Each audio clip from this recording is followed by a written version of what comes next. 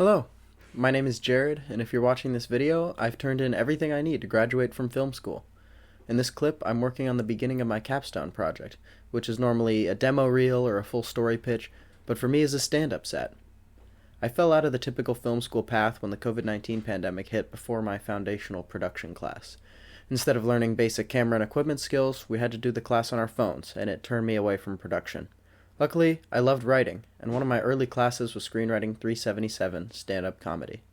Since finishing the last 2 levels of stand-up at DePaul, I had 125 jokes ready to be tested. My idea for my capstone was to work for 10 weeks to book a real comedy gig. That didn't quite end up happening, but I want to share the results of my work. I used my desk job to organize 4 years of writing onto one document. I condensed it and came up with an order to take to an open mic, but got sick right before the night of the open mic, so instead I stayed home and tested the new material on my roommate. I like news. I saw a clip from ABC's David Hare where he said that Ukraine was planning a massive secret counterattack against Russia. I'm a veteran, so I know that you have to wait until after the secret counterattack to put it on the news.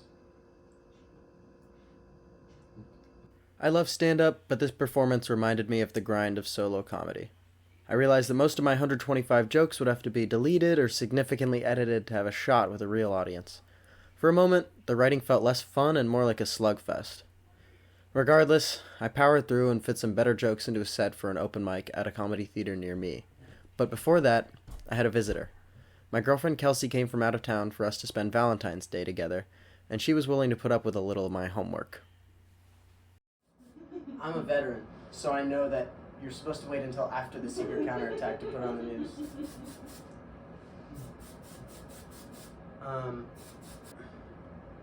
Is this the right one? Hold on, sorry.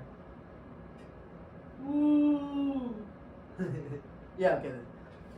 When you think about it, there should be a lot more assassinations going on.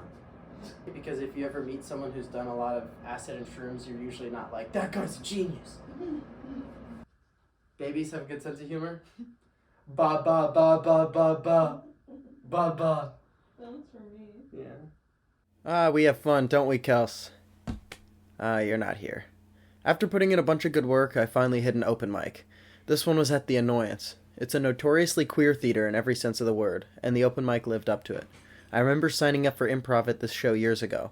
We waited until after 1 a.m. but never got picked because of how many crazy acts there were. I like these shows because other open mics are just stand-up comedians who don't listen to the other people go. But even after being picked last, I had a nice audience. I stepped up, anxious to find out which jokes would work and which wouldn't. Give it up for Jared and everything. How's everyone? I like Charlie Chaplin. He was so famous back in the day that you just couldn't copy his style. No one had this. If you wanted to take this away from him, you had to do something really big.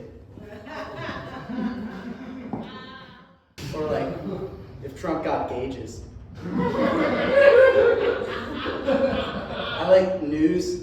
I saw a clip with ABC's David Hare where he said that Ukraine was planning a massive secret counterattack against Russia. I'm a veteran, so I know that you have to wait until after the massive secret counterattack to put it on the news. Weed addicts are next level. They make everything about it. They'll be like, dude, you gotta get high on flannel. Dude, you gotta get high. When I say I didn't quite book a show, I mean that my comedy project culminated in a hometown tour. I visited my dad in Oregon, and he told me he wanted to bring his buddies to watch me do stand-up. I changed around my jokes for a longer set and added material about Oregon. It felt more like a show than an open mic because the crowd wasn't all comedians. Thanks to my dad's crew for coming and to my best friend Mike, I forgive you for keeping the flash on that whole time.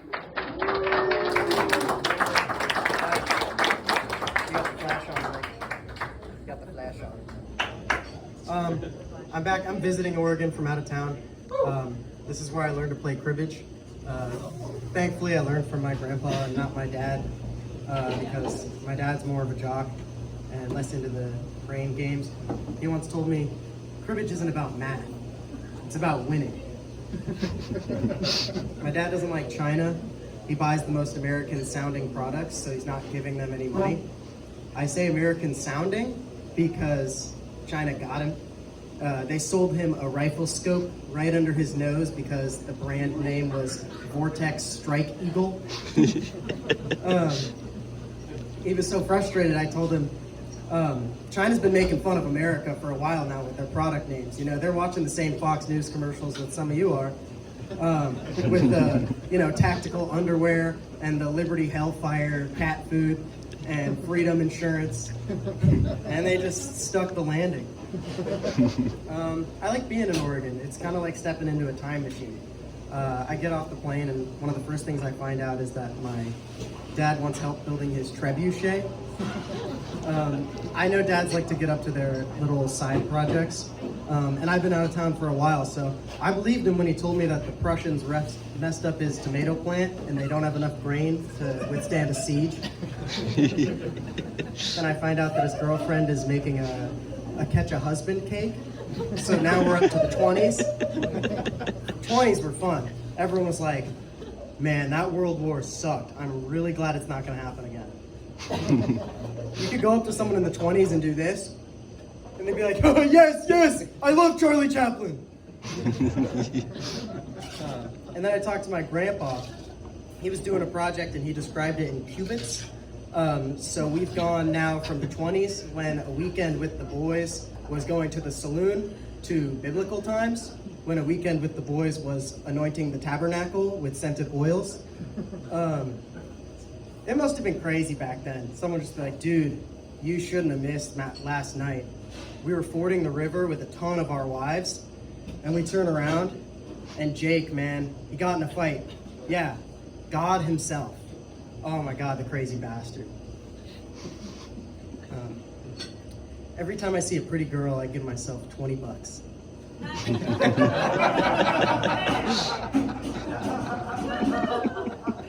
you. So I live in Chicago right now, and I live with rats a lot more. And I like observing rats. They're kind of dramatic. I saw two rats get into a fight in my alley, and after they split up, one of them stood up on 2 feet and went, like a witch cursed an Italian man. Another thing they'll do is they'll gaslight themselves into thinking that you're chasing them. Like you'll be walking home and they'll run, just like, oh shit, man, and keep going the same way that you're going. Kind of like, you know, in an action movie when like Tom Cruise is booking it away from a train, but he's on the tracks. Oh.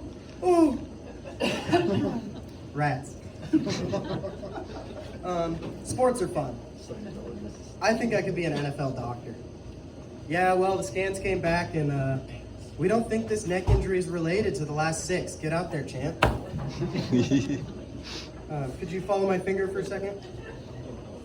Oh yeah, you got a concussion. We're gonna need to get you some sunglasses before you can play. I was watching the Portland Trail Blazers play the other day. Go Blazers.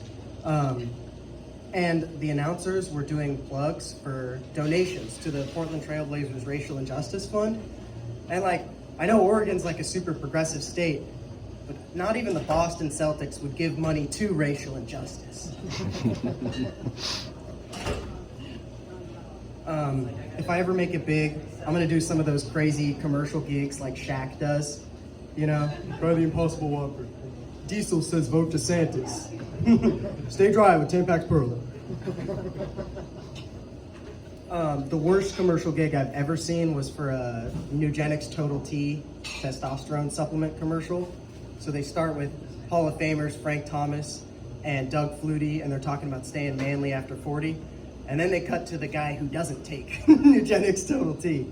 And you just know in Hollywood, some agent called his guy and said, I found the role for you. He's small, he's skinny, and he's so emasculated he can't wash his Prius, and his wife hates him, and it's the 4th highest paying role in the commercial. And this guy said, dude, why didn't you tell me earlier? I thought of a mean sentence. Don't say, hey Alexa, have a panic attack right now. That's mean. To Alexa. I like the name Paulette. I think it's funny because I wouldn't see the name Paul and think, man, that's so pretty, it needs a girl version. You know, I think a bunch of ruffians got together and on the same night and just made up a bunch more of those, you know, like, ooh, Claudette. Come on, Claudette, guys. Yeah, oh, guys, I got one. Alberta. All right, I'll do one more for you.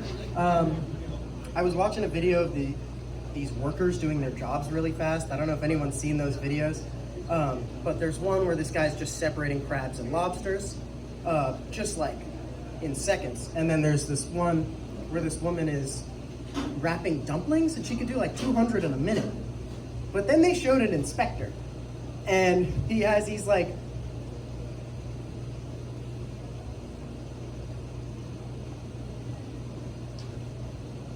that's like the one job you shouldn't do that, right? Can you imagine like there was some ship and it sunk way out in the Atlantic and there was a big lawsuit and they were like, I don't know, we sent our fastest inspector. All right, that's all I'll do tonight, thank you.